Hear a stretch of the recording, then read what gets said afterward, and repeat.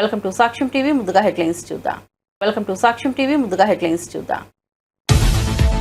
విజయవాడలో TDP polit bureau సమావేశం. CM Chandrababu అధ్యక్షతన భేటీ. దేశంలో ఉన్న ప్రస్తుత పరిస్థితుల దృష్ట్యా మహానాడు నిర్వహణపై చర్చ. 2 రోజులు నిర్వహించాలా లేక 1 రోజు నిర్వహించాలా అనే అంశంపై నిర్ణయం తీసుకునే అవకాశం. హన్మకొండ హరిత హోటల్ కు చేరుకున్న మిస్ వరల్డ్ కంటెస్టెంట్లు బతుకమ్మలతో మేళ తాళాలతో ఘనంగా స్వాగతం పలికిన మహిళలు.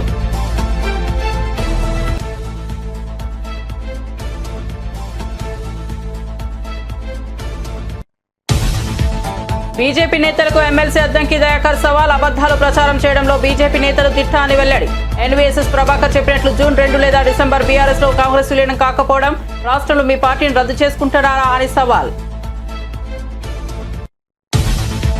అమెరికాలోని డల్లాస్ నగరంలో ఘనంగా తెలంగాణ ఆవిర్భావ దినోత్సవం. హైదరాబాద్ ను తెలంగాణను ప్రేమించే ఎన్ఆర్ఐలు డల్లాస్ లో జరగనున్న తెలంగాణ ఆవిర్భావ దినోత్సవం, బీఆర్ఎస్ రద్దుతోత్సవ వేడుకల్లో తప్పక పాల్గొనాలన్న శ్రీనివాస్ యాదవ్.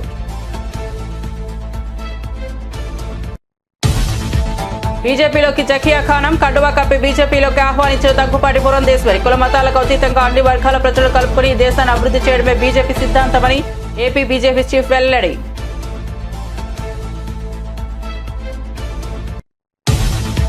మహారాష్ట్ర సీఎం ఫడ్నవీస్ తో రోహిత్ శర్మ భేటీ. రాజకీయ ప్రవేశంపై ఊహాగానాలు. రోహిత్ రాజకీయ ప్రవేశంపై సోషల్ మీడియాలో చర్చ.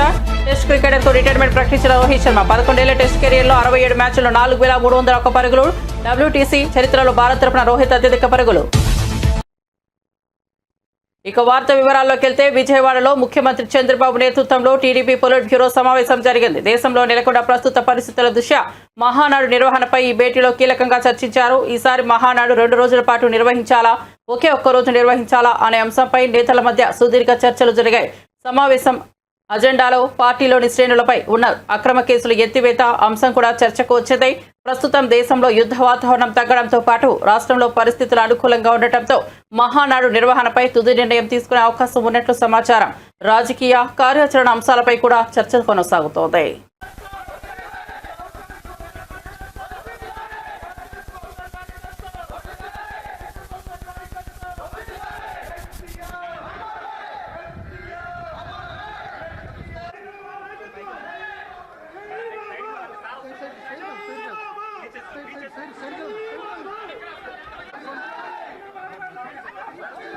విజయవాడలో జరిగిన టెక్ AI 2.0 కాంక్లేవ్ లో ముఖ్యమంత్రి చంద్రబాబు నాయుడు పాల్గొన్నారు. ఈ సందర్భంగా ఆయన pathway to prosperity, next gen animal husbandry visionary పుస్తకాలను ఆవిష్కరించారు. ఆధునిక సాంకేతికత AI ద్వారా పశు సంవర్ధనలో సమగ్ర అభివృద్ధి సాధ్యమని వ్యాఖ్యానించారు.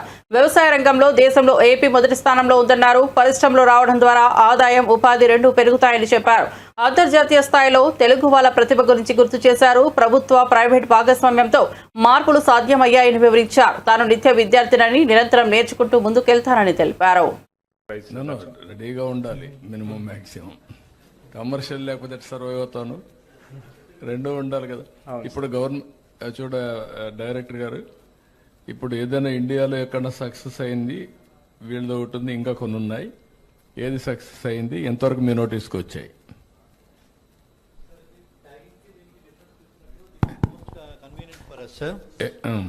And as per our estimates, it will be between 15 to 20 rupees, sir. Ante మేము జనరేట్ చేసిన వాల్యూస్ ప్రకారం. కాదు, for application or for registration? Both for application and registration, sir. Okay, అంటే 2 కావు కదా. అప్లికేషన్ ఎవ్రీ టైం చేస్తూ ఉంటాం, రిజిస్ట్రేషన్ వన్స్ ఫర్ ఆల్ చేస్తారు. కాబట్టి ఎంత అవుతుందని అడుగుతున్నాను నేను. Okay, you will do one thing as a proof of concept will give you. You start the work. ఒక మండలమో ఒక డిస్ట్రిక్ట్ ఇచ్చి, తిరుపతి జిల్లా అంతా చేశారా? జిల్లా మొత్తం చేయలేదు సార్. 25,000 చేశారు. మొత్తం ఎన్ని ఉన్నాయి ఆ జిల్లాలో? సార్, ఆ జిల్లాలో 1,06,000 ఉన్నాయి సార్. 1,06,000 తిరుపతి జిల్లా చేసేయండి. చేసి అప్లికేషన్ పెట్టండి. దాన్ని బేస్ చేసుకొని రిప్లికేషన్ స్టేట్ అంతా చేద్దాం. అయితే ఆల్ దీస్ థింగ్స్ అగైన్ నీ ఆ ప్రోగ్రామ్స్ అన్ని RTGS లో ఉండే మన ఇన్ఫర్మేషన్ డేటా లేక్కే లింక్ కావాలా. ఇది కాదు, ఇది డాష్ బోర్డ్ కూడా డేటా లేక్ ఉంది. ఆ డేటా లేక్ వస్తే మనకు యూనిక్గా ఉంటాయి. ఇదే వాడండి, దానికి వాడండి. అలాగే సార్. కొంత ఆ ఇన్ఫర్మేషన్ కూడా టక్కర్ గారికి ఇవ్వాలి, చెప్తాను నేను చేయాలి. అలాగే sir. Sir, as of now, actually, we are not collecting farmers' Aadhaar because as we are a private company, there are chances for leakage. No, privacy. Aadhaar, farmers Aadhaar, you cannot do it. Yes, sir. Nobody is mandated. Okay. That is, Government of India alone can do that. Okay, sir. UID only they can do, not anybody. నువ్వు ఈ animal data కూడా as on today you have taken initiative. Tomorrow governments will have all Yes, these sir. Things, Yes, sir. But you are preparing a proof of concept. I will guide you. Sure, sir. First of all, we will take to the next level Sure, sir. Thank you your so much. innovation. Thank you, sir. తెలంగాణలో ప్రజాప్రభుత్వం అధికారంలోకి వచ్చిన తర్వాత గృహ నిర్మాణంపై ప్రత్యేక దృష్టి సారించినట్లు ఉప ముఖ్యమంత్రి బట్టి విక్రమార్క పేర్కొన్నారు. గత ప్రభుత్వం 10 ఏళ్ల పాటు డబుల్ బెడ్రూమ్ ఇల్లు ఇస్తామంటూ ప్రజలను మోసగించిందని ఆరోపించారు. ఇప్పుడు ప్రతి ఇంటికి 5 లక్షలతో సంవత్సరానికి 3,500 ఇళ్లు మంజూరు చేస్తున్నామని తెలిపారు. ఈ ఒక్క ఏడాదిలోనే 22,500 కోట్ల వ్యయంతో ఇందిరమ్మ ఇల్లు పథకాన్ని పురోగతిలోకి తీసుకొచ్చామని వెల్లడించారు. సామాన్యులకు న్యాయం జరిగేలా ప్రజాప్రభుత్వం కృషి చేస్తోందని పేర్కొన్నారు. తెలంగాణలో గృహ కలను నెరవేర్చేందుకు ప్రభుత్వం సంకల్పంతో ముందుకు సాగుతోందని స్పష్టం చేశారు. ఇల్లు లేనటువంటి పేద ప్రజానికం సంఖ్య పెరిగితే మన ప్రభుత్వం ప్రజల ప్రభుత్వం రాగానే ప్రతి ఇంటికి 5 లక్షల రూపాయలతో ఈ సంవత్సరమే ప్రతి శాసనసభ నియోజకవర్గంలో 3,500 ఇళ్లు శాంక్షన్ చేసి ప్రతి సంవత్సరం 3,500 ఇళ్లు శాంక్షన్ చేసుకుంటూ పోతాం. రాబోయే ఈ మొత్తం 5 సంవత్సరాల్లో నాకు తెలిసి ప్రతి శాసనసభ నియోజకవర్గంలో ఇల్లు లేనటువంటి వాళ్ళందరికీ ఇల్లు వచ్చేటట్టుగా ఒక ప్రణాళికాబద్ధంగా ముందుకు పోతాం. ఈ ఒక్క సంవత్సరమే 22,500 కోట్ల రూపాయలతో ఇందిరమ్మ ఇల్లు శాంక్షన్ చేసే కార్యక్రమం ముందుకు పోతాం. అలాగే గిరిజన కుటుంబాలకి ఆ రోజుల్లో కాంగ్రెస్ ప్రభుత్వం ఇచ్చినటువంటి ROFR పట్టాలుంటే అది ఒక 12,500 కోట్ల రూపాయలతో కొత్త పథకాన్ని తీసుకొని ముందుకు పోతాం. ఇలా ప్రతి కుటుంబంలో ఇటు రుణమాఫీ, రైతు భరోసా, ఇందిరమ్మ ఇల్లు, లేకపోతే ఉచిత బస్సు రైడు, 200 యూనిట్ల కరెంటు, లేకపోతే రాజు యువ వికాసమో, లేకపోతే రాజు ఆరోగ్యశ్రీనో, ప్రతి పథకం ద్వారా వాళ్ళకి సంవత్సరానికి పెద్ద ఎత్తున కొన్ని వేల రూపాయలు వాళ్ళకి ఆదా అయ్యేటట్టుగా ఈ రాష్ట్ర ప్రభుత్వం కల్పిస్తూ ముందుకు పోతా ఉంది. కొద్ది రోజుల్లోనే ప్రతి కుటుంబానికి రాష్ట్ర ప్రభుత్వం ద్వారా ఏ పథకం ద్వారా ఎంత వచ్చిందో లెక్కలతో సహా విడుదల చేయబోతా ఉన్నాం. తెలంగాణ సచివాలయంలో 4 నూతన సమాచార కమిషనర్ల ప్రమాణ స్వీకార కార్యక్రమం ఘనంగా జరిగింది. ముఖ్య అతిథిగా రాష్ట్ర ముఖ్యమంత్రి రేవంత్ రెడ్డి హాజరై వారిని అభినందించారు.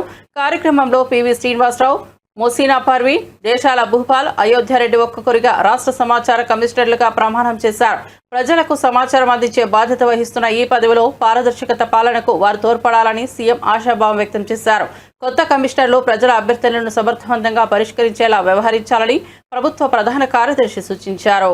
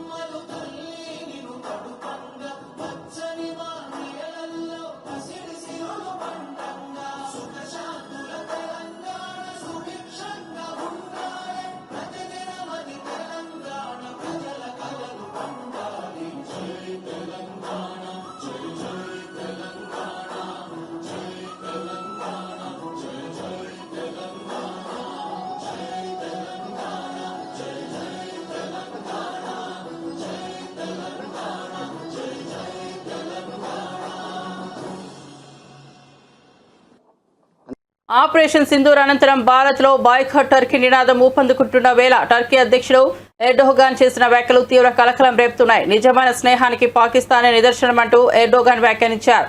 భవిష్యత్తులో పాక్కు తాము అండగా నిలుస్తామని కూడా భరోసా ఇచ్చినట్లు సమాచారం. ఈ వ్యాఖ్యలపై భారతీయులు తీవ్రంగా స్పందిస్తున్నారు.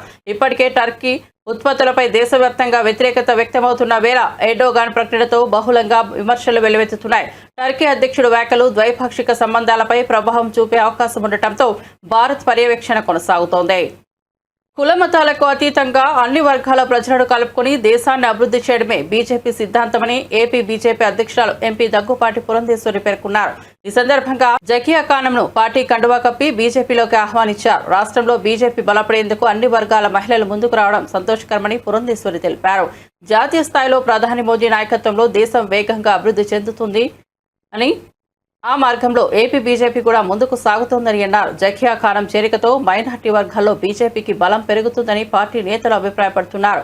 సమావేశంలో పార్టీ కీలక నాయకులు హాజరై ఆమెకు అభినందనలు తెలిపారు. జూన్ 1న అమెరికాలోని డల్లాస్ నగరంలో తెలంగాణ ఆవిర్భావ దినోత్సవం సందర్భంగా బీఆర్ఎస్ రథోత్సవ వేడుకలు ఘనంగా జరగనున్నాయి.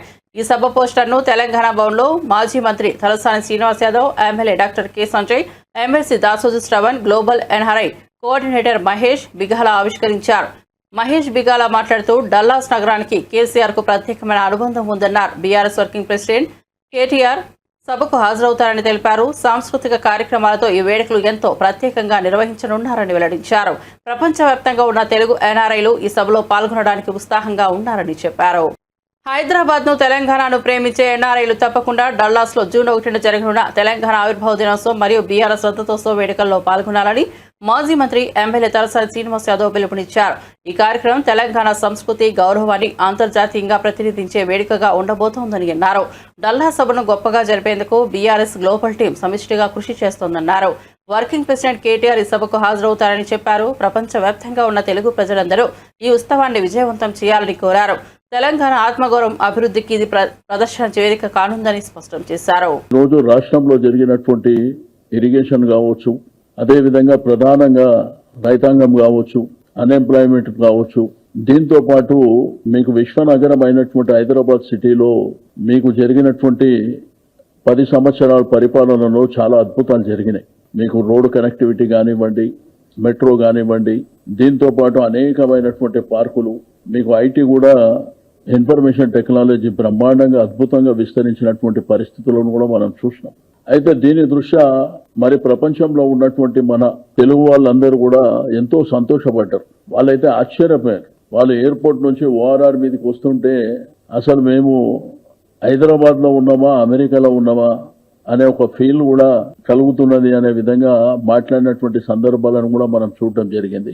అయితే మహేష్ బిగాల గారి ఆధ్వర్యంలో జరిగేటువంటి ప్రపంచవ్యాప్తంగా వారు చాలా మన దేశం నుంచి, మన రాష్ట్రం నుంచి, పర్టికులర్ గా తెలంగాణ ప్రాంతం నుంచి వెళ్ళినటువంటి మన బిడ్డల కోసం, లేకపోతే ఆ ఫ్యామిలీస్ కోసం అక్కడ విస్తృతంగా కార్యక్రమాలు జరుగుతున్నటువంటి నేపథ్యంలో బీఆర్ఎస్ పార్టీకి వారు ప్రతినిధిగా ఉండి అనేకమైనటువంటి గతంలో చాలా కార్యక్రమాలు ఇచ్చారు పార్టీ పరంగా. పివి నరసింహారావు గారి మరి 100వ జయంతి ఉత్సవాలు కావచ్చు, లేకపోతే టీఆర్ఎస్ ప్రభుత్వం ఉన్నప్పుడు జరిగినటువంటి కార్యక్రమాలని మరి ప్రపంచవ్యాప్తంగా ఫోకస్ చేసే కార్యక్రమాల్లో కానివ్వండి, ఇక్కడ నుంచి మరి పార్టీ పరంగా, ప్రభుత్వ పరంగా ఎవరన్నా అక్కడికి వెళ్ళినప్పుడు మరి మన ప్రభుత్వం చేసినటువంటి అద్భుతాలని చెప్పేటువంటి కార్యక్రమాలు కావచ్చు, ఇవన్నీ జరిగినటువంటి. అయితే మనకు తెలుసు ఎల్కతుర్తిలో జరిగినటువంటి బహిరంగ సభ, నాకు తెలిసి ఒక 30-40 సంవత్సరాల్లో అంత పెద్ద మీటింగ్ జరిగినటువంటి దాఖలాలు లేవు. గతంలో కూడా రాజకీయ పార్టీలు ఎన్నో మీటింగులు పెట్టినప్పటికీ చాలా అద్భుతమైనటువంటి మీటింగ్ జరిగింది. అది సిల్వర్ జూబ్లీ సెలబ్రేషన్స్. అంటే పార్టీ ఆవిర్భావం 2001లో మరి తెలంగాణ కోసం పుట్టినటువంటి పార్టీ 25 వసంతాలు పూర్తి చేసుకొని చాలా అద్భుతంగా జరిగినటువంటి సందర్భంలో మేము కూడా ఒక ఎన్ఆర్ఐగా ప్రపంచవ్యాప్తంగా కూడా ఈ కార్యక్రమాలు చేస్తామని చెప్పి మరి మహేష్ బిగాల గారు కేసీఆర్ గారిని అడగడం, వారు ఒప్పుకొని చేయండి బ్రహ్మాండంగా మంచిగా ఉంటుంది అనేటువంటి సందేశం వారు ఇచ్చినప్పుడు వీరు వెంటనే డల్లాస్ లో ఉన్నటువంటి మన తెలంగాణ బిడ్డలు, అదేవిధంగా తెలుగు బిడ్డలు కావచ్చు, మరి అక్కడ మహేష్ తన్నీరు గారితోని మాట్లాడిన తర్వాత డల్లాస్ లో జరిగితే బాగుంటుంది, మరి మా యొక్క కార్యనిర్వాహక అధ్యక్షుడైనటువంటి యంగ్ అండ్ డైనమిక్ కేటీఆర్ గారు వారు కూడా వారి యొక్క చదువు, వారి యొక్క ఉద్యోగం అమెరికాలోనే చేశారు కాబట్టి మరి వారు చేసినటువంటి అద్భుతాలను బేస్ చేసుకొని వారిని చీఫ్ గెస్ట్ గా పిలిస్తే బాగుంటుందని వీళ్ళు అడగడం, వారు కూడా వస్తానని చెప్పడం రెండు ఉన్నాయి అక్కడ. ఒకటేమో June 2 ఫార్మేషన్ డే, అదే విధంగా సిల్వర్ జూబ్లీ ఫంక్షన్. ఈ రెండు కూడా మరి బ్రహ్మాండంగా ఆర్గనైజ్ చేస్తున్నటువంటిది ఇప్పుడే మహేష్ గారు చెప్పడం జరిగింది.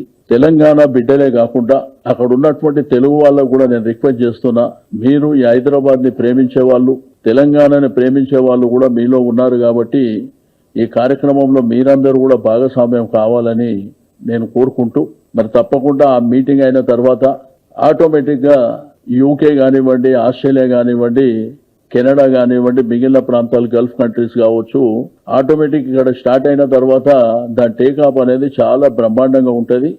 వారు ఇప్పుడే చెప్పినట్టు ఏడాది పొడవునా పవర్ స్టార్ పవన్ కళ్యాణ్ అభిమానులు ఆసక్తిగా ఎదురుచూస్తున్న ఓజీ సినిమా షూటింగ్ వేగం పెంచుకుంది. బుధవారం నుంచి పవన్ కళ్యాణ్ సెట్లోకి అడుగు పెట్టారని చిత్ర నిర్మాణ బృందం అధికారికంగా ప్రకటించింది.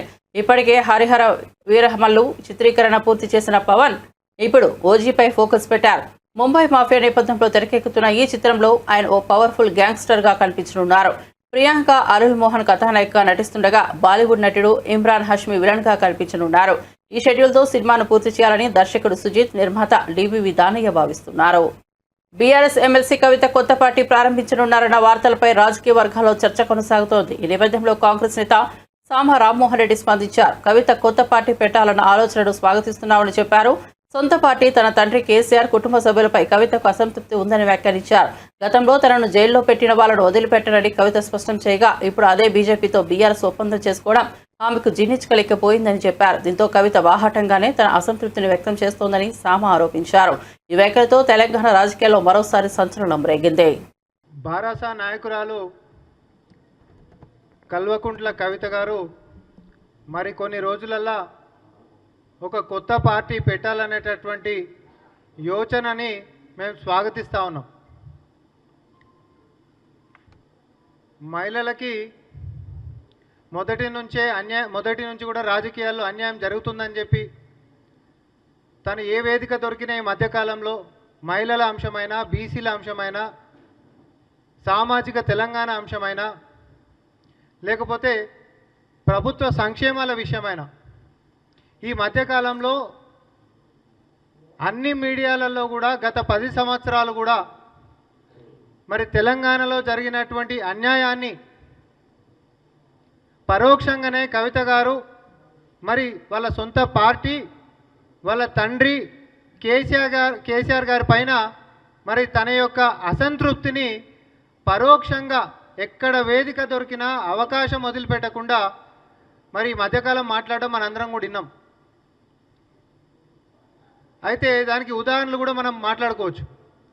ఏంటివి అని అంటే భౌగోళిక తెలంగాణ మాత్రమే వచ్చింది, సామాజిక తెలంగాణ రావాల్సినటువంటి అవసరం ఉంది అనేటటువంటి అంశం తీసుకున్నా, లేకపోతే భూములు ఎకరాలు ఉంటున్నటువంటి వాళ్ళకే లక్షల రూపాయలు వచ్చినాయి కానీ భూమి లేనటువంటి వాళ్ళకి న్యాయమే జరగలేదు అనేటటువంటి వ్యవహారమైనా, లేకపోతే బీసీలకు అన్యాయం జరిగింది అనేటటువంటి వ్యవహారమైనా, లేకపోతే మహిళలకి సమానత్వంలో భాగస్వామ్యం, రాజకీయాల్లో భాగస్వామ్యం ఉండాలనేటటువంటి విషయాలైనా, సామాజిక కోణంలో తను చేస్తున్నటువంటి అన్ని వ్యాఖ్యలు కూడా గత 10 సంవత్సరాల్లో వాళ్ళ నాయన నడిపించినటువంటి ప్రభుత్వంలో చెయ్యలేకపోయినరు అనేటటువంటిది ఈ సర్వసభ్య సమాజానికి తన యొక్క సందేశంగా తన లోపట ఉంటున్నటువంటి అసంతృప్తిని కూడా బయటికి చెప్తా ఉంది. మరి అసంతృప్తి ఎడికించి వచ్చింది?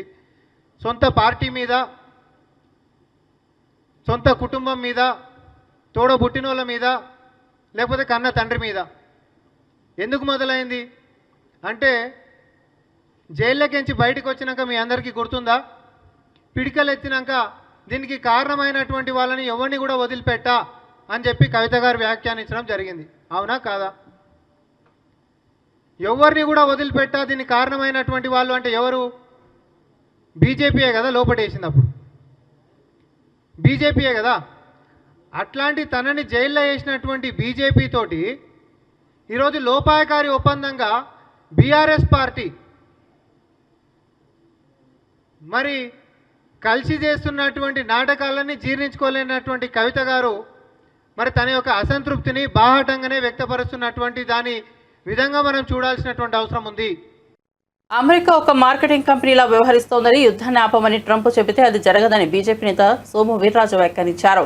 దేశ భద్రతకు సంబంధించి సరైన సమయంలో సరైన నిర్ణయం తీసుకుని పాకిస్తాన్కు భారత్ బుద్ధి చెప్పిందని అన్నారు. భారత్ తలవంచదని, దేశ గౌరవాన్ని కాపాడేలా కేంద్రం కఠిన నిర్ణయాలు తీసుకుంటోందని పేర్కొన్నారు. అమెరికా సూచనలకే లోబడి భారత్ నిర్ణయాలు తీసుకుందని అనడం అవాస్తవమని, ప్రధాని మోదీ పాలనలో దేశ భద్రత ప్రధాన లక్ష్యమని స్పష్టం చేశారు. నరేంద్ర మోడీ గారు ఏం చెప్పారు? బుద్ధుడి యొక్క జయంతి సందర్భంగా శాంతి శాంతి శాంతి, ఈ శాంతిలోనే విప్లవం ఉంది, ఈ శాంతిలోనే ధర్మం ఉంది, ఈ శాంతిలోనే ధైర్యం ఉంది, ఈ శాంతిలోనే ఆలోచన ఉంది, ఈ శాంతిలోనే కల్పన ఉంది, ఈ శాంతిలోనే ఈ భారతదేశం ముందుకు పెడుతుంది. యాదృష్టితో మాట్లాడేటువంటి జాతి మనం. వ్యాపారం చేద్దాం, వ్యాపారం చేద్దాం, వ్యవహారం చేద్దాం అని చెప్పేటువంటి పెద్దలు వేరే వాళ్ళు ఉన్నారు. మన దేశం అలాంటి దేశం కాదు. అలాంటి పార్టీ ఉంది భారతదేశంలో, అది భారతీయ జనతా పార్టీ. అలాంటి పార్టీ లేదా వామన్ రావు గారు చేరినందుకు మరొకసారి వారి యొక్క సమక్షంగా నేర్చుకున్నది చేయాలి. వారందరూ కూడా అభినందిస్తున్నాము. రైట్ డెసిషన్, రైట్ టైం అందుకు మరోసారి అభినందిస్తూ, వారు ఏ అంశాలు ప్రస్తావించిన కార్మికుల కోసం తప్పకుండా పార్టీ దాన్ని ముందుకు తీసుకెళ్తుంది. ఆయన మరోసారి చెప్పారు, ఇక్కడ జీవీఎంస్ లో 81లోనే వచ్చింది. జీవీఎంస్ లో దీనికి అనేకమైన కారణాలు ఉన్నాయి, అనేకమైన మరలా వచ్చింది జ్యోతి, మరలా నేను జీవీఎంసీ అన్నాను. చూద్దాం. వేములవాడ రాజన్న ఆలయ అభివృద్ధిలో భాగంగా విస్తరణ పనులు వేగంగా కొనసాగుతున్నాయని ప్రభుత్వ విప్ ఆది శ్రీనివాస్ తెలిపారు. 76 కోట్లతో ఆలయ అభివృద్ధికి కేటాయింపులు చేసినట్లు చెప్పారు. శృంగేరి పీఠాధిపతుల సలహాలు, సూచనలతోనే అన్ని అనుమతులు తీసుకుని పనులు ప్రారంభించామన్నారు. ప్రతి ఏడాది భక్తుల సంఖ్య పెరుగుతోందని, అందుకే ఆలయ విస్తరణ అవసరమైందన్నారు. బీఆర్ఎస్ బీజేపీకి ఈ అభివృద్ధికి జీర్ణించకపోవడంతో అసత్య ప్రచారాలు చేస్తోందని విమర్శించారు. రాజన్న భక్తులకు అసౌకర్యం కలగకుండా విస్తరణ పనులు జరుగుతాయని, ఎవరూ వీలైనంత వరకు ఇబ్బంది పడేలా చేయమని కోరారు. ఆలయ పరిపాలనతో పారదర్శకతే ప్రాముఖ్యతమన్నారు. సుదీర్ఘ కాలంగా రంగురంగుల బ్రోచర్లలో, రంగురంగుల వీడియోలలోనే అభివృద్ధిని చూపించారు వాళ్ళు. మీకు క్షేత్రస్థాయిలో అభివృద్ధి చూపిస్తామంటే ఎందుకు ఉలికి పడుతున్నారని అడుగుతాను. రాజన్న ఆలయానికి వచ్చే భక్తులు మేము విజ్ఞప్తి చేస్తున్నాం. రాజన్న ఆలయాన్ని విస్తరింపజేస్తున్నాం. భక్తులు వస్తున్నటువంటి వారి యొక్క సంఖ్యను బట్టి రాబో రోజుల్లో కూడా ఇంకా మరింత సంఖ్యను పెరుగుతుంది. కాబట్టి ఎలాంటి ఇబ్బంది తలెత్తకుండా అనేక కార్యక్రమాలు చేయడం కోసం చేసే ప్రయత్నంలో భాగంగా ఈ ప్రభుత్వం ముందుకు పోతుంది. దీన్ని ఈరోజు మరి బీజేపీ, బీఆర్ఎస్ రెండు పార్టీలు కూడా ఏదైతే బంద్కు ఆధ్యాత్మిక చింతనలో అభివృద్ధిలో స్వాగతించాల్సి జరుగుతున్న విస్తీర్ణ స్వాగతించడంలో ఈ బంద్కు పిలుపునివ్వడం సందర్భంగా చెప్తూ ఈరోజు పాక్షికంగా జరుగుతుందని వింటా ఉన్నాం. ఈ 9:30కే వాళ్ళేదో ఆల్రెడీ ఆ వీడియో మాట్లాడేసి మేము బంద్ విజయవంతమైందని బయట చెప్పుకుంటున్న సందర్భం. ప్రతి దుకాణం 9:10 తర్వాత తీస్తారు. అన్ని హోటల్ తీసారు వేమరాడలో, అన్ని ప్రాంతాల్లో కూడా యథావిధిగా దుకాణ సమయాలు నడుస్తున్నాయి. అంటే నేను రాజన్న భక్తులకు ఒకటే విజ్ఞప్తి చేస్తున్నా, ఈ విధంగా మీరు కరెక్ట్ కాదు. ఇంకోటి ఏదో మా దేవాలయం సంబంధించి ఎఫ్డీలు ఊరుకోవాలి. అరే ఆల్రెడీ రాష్ట్ర ప్రభుత్వం ద్వారా 50 కోట్లు 100 కోట్లు కలిపి 150 కోట్లు తీసుకొచ్చిన మొర్రోని మొత్తుకున్నా మా డిపాజిట్లు లేనివి ఈరోజు వీళ్ళ ఆలోచనలు ఎందుకు వస్తున్నాయో, వీరికి వచ్చినటువంటి ఆలోచనలు ఎందుకు బయట రుద్దుతున్నారో మాకు అర్థమవుతలేదు. ఈరోజు ఈ బంద్ అనేది ఏదైతే రాజకీయ పరమైనటువంటి ప్రేరేపితమైనటువంటి ఆలోచనగా నేను భావిస్తూ ఉన్నా, ఇది సరైనది కాదు.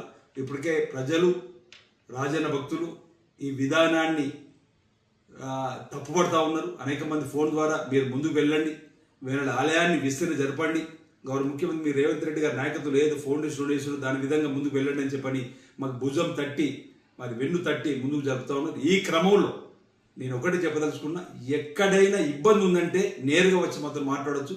వారి ఇబ్బందిని అధిగమించడానికి, ఆ ఇబ్బందిని పరిష్కారం చేయడానికి, అలా ఉండడానికి కోసం మేము తప్పనిసరిగా ప్రయత్నం చేస్తాం. మీ ఆలోచన పరిరక్షణ కమిటీ రాజన్న ఆలయ ఒకరంటారు మీ అభివృద్ధికి అడ్డం కాదు, కానీ గుడిని దర్శనం చేసుకుంటూ అభివృద్ధి చేయమని. అది ఎలా సాధ్యమైతే మీరు వచ్చి మాతో నేరుగా మాట్లాడి చర్చించండి. మీరు ఇల్లు కట్టుకుంటప్పుడు ఇంట్లో ఉండి ఇల్లు కట్టుకుంటాము సాధ్యమవుతుంది మాత్రమే మాకు ప్రాక్టికల్గా నిరూపించండి. దానికి ఆ విధంగా కూడా మాకు చేయడానికి అభ్యంతరం లేదు. కాస్త కొద్ది రోజులు భక్తులు కూడా మీరు విజ్ఞప్తి చేస్తున్న ఓపిక పట్టాలని, వీలైతే తొందరలోనే మేము మీ టెండర్లు పిలువబడ్డ తర్వాత పనులు మొదలైన రోజు నాడు కూడా రాజన్న భక్తులకు క్లారిటీ ఇస్తాం. బీజేపీ నేత ఎన్వీఎస్ఎస్ ప్రభాకర్ చేసిన వ్యాఖ్యలపై కాంగ్రెస్ ఎమ్మెల్సీ అద్దంకి దయాకర్ తీవ్రంగా మండిపడ్డారు. బీఆర్ఎస్ కాంగ్రెస్ మధ్య డీల్ కుదిరిందన్న ఆరోపణలు అబద్ధాలని బీజేపీ నేతలకు మెదడు మోకాలలో ఉందంటూ ఆగ్రహం వ్యక్తం చేశారు. బీఆర్ఎస్ పార్టీ ఎందుకు కాంగ్రెస్ లో విలీనమవుతుందని ప్రశ్నించిన దయాకర్ బీజేపీ జోక్లే మాట్లాడుతోందన్నారు. బీజేపీకి బీఆర్ఎస్ కు ఒక్కటే డిఎన్ఏ అని ఆరోపించారు. ఈ టర్మ్ కాదు, వచ్చే టర్మ్ కూడా రేవంత్ రెడ్డి సీఎం అవుతారని బీజేపీకి ముందే క్లారిటీ ఉందని విమర్శించారు. బీజేపీ దుష్ప్రచారాలపై తాము భయపడమని, ఎదురు దెబ్బ తీయడానికి సిద్ధమన్న దయాకర్ వ్యాఖ్యలు తెలంగాణ రాజకీయాల్లో హీట్ పెంచాయి. మామూలుగా మేమేమనుకుంటామంటే బీజేపీ వాళ్ళకు మోకాళ్ళ కాడ మైండ్ ఉంటుంది అనుకుంటాం. అది మోకాళ్ళల్లో కూడా లేదు, అరికాళ్ళలో పడిపోయిందని తెలుస్తుంది. ఇప్పుడు ఒక రోజున కిషన్ రెడ్డి అయితే, ఇంకో రోజున బండి సంజయ్ అయితే, మరొక రోజున ఈటెల రాజేందర్ అయితే, ఇంకో రోజున ఎన్వీఎస్ఎస్ ప్రభాకర్ అవుతాడు. ముఖాలు మారుతాయి తప్పితే వాళ్ళ బుద్ధిలో మార్పు అయితే రాదు. ఎందుకు ఈ పరిస్థితిలో డిఎన్ఏ ఇట్లెందుకు ఉన్నది అని ఆలోచిస్తే వాళ్ళకు అబద్ధాలను ప్రచారం చేయడం అనేది ఒక తంతుగా మారిపోయింది. ఈటెల రాజేందర్ లాంటి వ్యక్తి లేదంటే ఒక నాయకుడు కేసీఆర్ ఎగ్జిట్ చేసి కేసీఆర్ తీసి పక్కన కొట్టిన రోజు కూడా మాట్లాడని మాటలు ఆయన అధ్యక్ష పదవి కొరకో లేదంటే ఆయన రాజకీయ మనుగడ కొరకో రేవంత్ రెడ్డి గారి మీద మాట్లాడతారు. ఇప్పుడు మా ప్రభాకర్ కూడా ఆయనకు పాపం గెలవలేదు, అది పక్కన పెడదాం. కానీ ఈ మాటలు ఎక్కడ నీకు ఎవరు చెప్పినరో చెప్పు. ఈ ప్రభాకర్ కాంగ్రెస్ మీద విషం జిమ్మడం తప్పితే నేను అంటున్నా, జూన్ 2 డిసెంబర్ 9 మనం చూద్దాం. జూన్ 2 అంటే ఇంకొక నెల రోజుల లోపే ఉంది. డిసెంబర్ 9 కూడా నీ కాలం లెక్క ప్రకారం చూస్తే ఒక 5-6 నెలలు ఉంటుంది. కాకపోతే నీ పార్టీని తెలంగాణలో రద్దు చేసుకుంటారా? బీజేపీ పార్టీని తెలంగాణలో రద్దు చేసుకుంటారా? ఎందుకు పనికిరాని చేతగాని మాటలు? మీరు పెంచి ప్రోత్సహిస్తున్న ఆ ట్రోల్స్తోని వాట్సాప్ యూనివర్సిటీలతోనే తెలంగాణ ప్రజలు తెలుగు ప్రజలు కన్ఫ్యూజ్ అవుతున్నారు. మీ మాటలు విని పక్క రాష్ట్రాల ఉప ముఖ్యమంత్రులు కూడా అబద్ధాలను నిజమని నమ్మే స్థితికి వచ్చిండ్రు. పక్కోని కూడా జరగొట్టే దరిద్రులు మీరు. ఇలా ఎందుకు మీకు ఆలోచన వచ్చిందంటే మీకైతే చేతగానట్టుంది, మాతో పోరాడడం మీకైతే చేతగానట్టుంది. నేను గతంలోనే చెప్పిన మీ డిఎన్ఏకి అంటే బీజేపీ డిఎన్ఏకి బీఆర్ఎస్ డిఎన్ఏకు పోలికలు ఉన్నాయి. మీరు వాళ్ళు ఒకటే అని ప్రజలు నమ్మే మిమ్మల్ని పాతాళంలోకి తొక్కిండ్రు. మీకు వాళ్ళు సంబంధాలు కాళేశ్వరం నుంచి మొదలు పెడితే ప్రతి పథకంలో ఉన్నది, ప్రతి అవినీతిలో మీ పాత్ర ఉన్నది.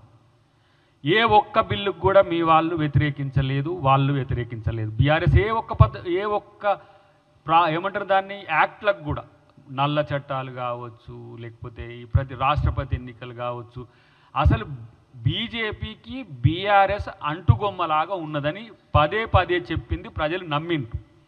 ఇప్పుడు కాంగ్రెస్కు బీఆర్ఎస్ని అంటగట్టాలని చూస్తున్న మీకు నిజాయితీగా నీకు దమ్ముంటే ఇది ఎవరి మధ్యన డీల్ జరిగిందనే విషయం, డీల్ ఓకే అన్నావు కదా, ఎక్కడ జరిగిందో చెప్పే ప్రయత్నం చెయ్యి. గిట్లనే గతంలో కూడా ఒక కారు కూత కూసి అంతా ఏమైందో నీకు తెలుసు.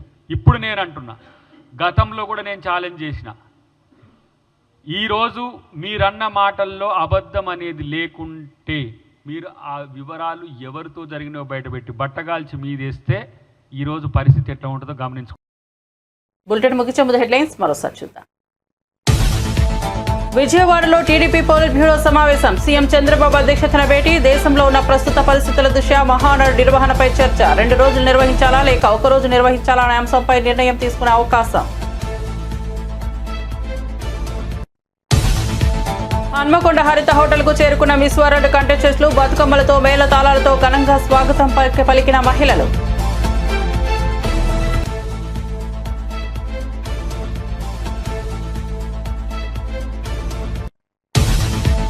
బీజేపీ నేతలకు ఎమ్మెల్సీ అద్దంకి దయాకర్ సవాల్. అబద్ధాలు ప్రచారం చేయడంలో బీజేపీ నేతలు దిట్ట అని వెల్లడి. ఎన్వీఎస్ఎస్ ప్రభాకర్ చెప్పినట్లు జూన్ 2 లేదా డిసెంబర్ బీఆర్ఎస్ లో కాంగ్రెస్ విలీనం కాకపోవడం, రాష్ట్రంలో మీ పార్టీని రద్దు చేసుకుంటున్నారా అని సవాల్.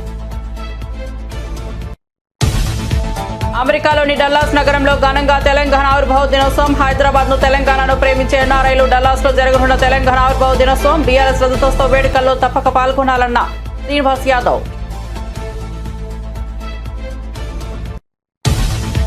బీజేపీలోకి జకియా ఖానం. కండువా కప్పి బీజేపీలోకి ఆహ్వానించిన దగ్గుపాటి పురంధేశ్వరి. కుల మతాలకు అతీతంగా అన్ని వర్గాల ప్రజలు కలుపుకుని దేశాన్ని అభివృద్ధి చేయడమే బీజేపీ సిద్ధాంతమని ఏపీ బీజేపీ చీఫ్ వెల్లడి.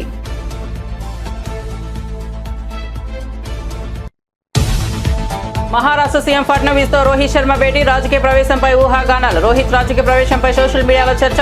టెస్ట్ క్రికెటర్ కు రిటైర్మెంట్ ప్రకటించిన రోహిత్ శర్మ 11 ఏళ్ల టెస్ట్ కెరీర్ లో 67 మ్యాచ్ల్లో 4,301 పరుగులు. WTC చరిత్రలో భారత్ తరపున రోహిత్ అత్యధిక పరుగులు. మరిన్ని అప్డేట్స్ కోసం చూస్తూనే ఉండండి సాక్ష్యం టీవీ.